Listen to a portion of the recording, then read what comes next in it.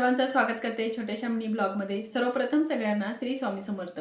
तर आजचा विषय घेऊन आलेली आहे कोरडी देवपूजा। कोरडी देवपूजा कशा पद्धतीने करायची हेच मी तुम्हाला व्हिडिओमध्ये थोडक्यात सांगणार आहे।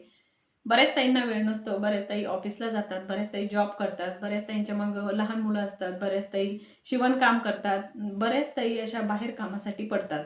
तर अशा वेळेस एखाद्या दिवशी आपल्याच्यानं देवपूजा होत नाही, तर अशा वेळेस कोरडी देवपूजा कशा पद्धतीने करायची। आदल्या दिवशी आपण देव्हाऱ्यामध्ये जो दिवा लावलेला असतो, फुलं अर्पण केलेले असतात, धूप-दीप लावलेला असला, तर ते सगळं काढून घ्यायचं। जे फुलं अर्पण केलेले असतात ना, तर ते पहिले काढून घ्यायचे।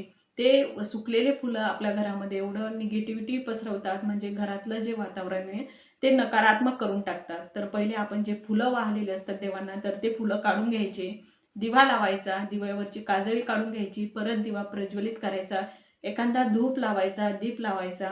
तुम्ही जर फुलवात लावत असाल तर फुलवात लावायची, परत देवांना फुलं अर्पण करायची आणि नमस्कार करायचा आणि देवांची माफी मागून घ्यायची की माझ्याच्यानं आज तुमची देवपूजा झाली नाही, माझ्या मागं काही गडबड असल्यामुळं, धावपळ असल्यामुळं मी आज तुमची देवपूजा करू शकत नाही। अशा पद्धतीने ही कोरडी देवपूजा केल्या जाते।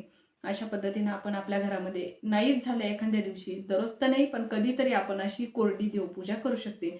अशा पद्धतीने ही कोरडी देवपूजा केल्या जाते एकदम सोप्या पद्धतीनं। मला जेवढी माहिती होती तेवढं मी तुम्हाला सांगण्याचा प्रयत्न केलेला आहे। कशी वाटली ही माहिती नक्की कमेंट करून सांगा आणि माहिती खरंच आवडली असेल तर व्हिडिओला लाईकही करा, शेअरही करा आणि सबस्क्राईबही करा। अशाच एका छानशा नवीन व्हिडिओमध्ये तोपर्यंत सगळ्यांना श्री स्वामी समर्थ।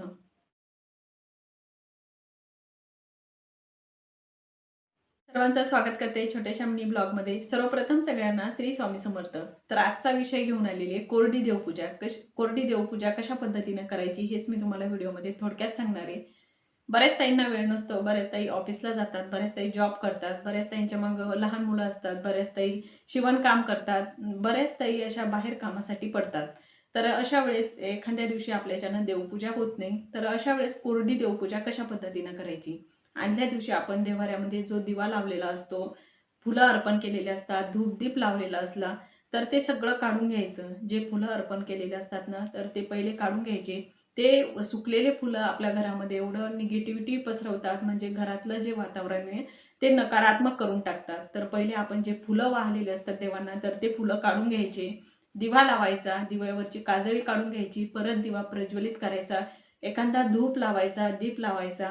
तुम्ही जर फुलवात लावत असाल तर फुलवात लावायची, परत देवांना फुलं अर्पण करायची आणि नमस्कार करायचा आणि देवांची माफी मागून घ्यायची की माझ्याच्यानं आज तुमची देवपूजा झाली नाही, माझ्या मागं काही गडबड असल्यामुळं, धावपळ असल्यामुळं मी आज तुमची देवपूजा करू शकत नाही। अशा पद्धतीने ही कोरडी देवपूजा केल्या जाते। अशा पद्धतीनं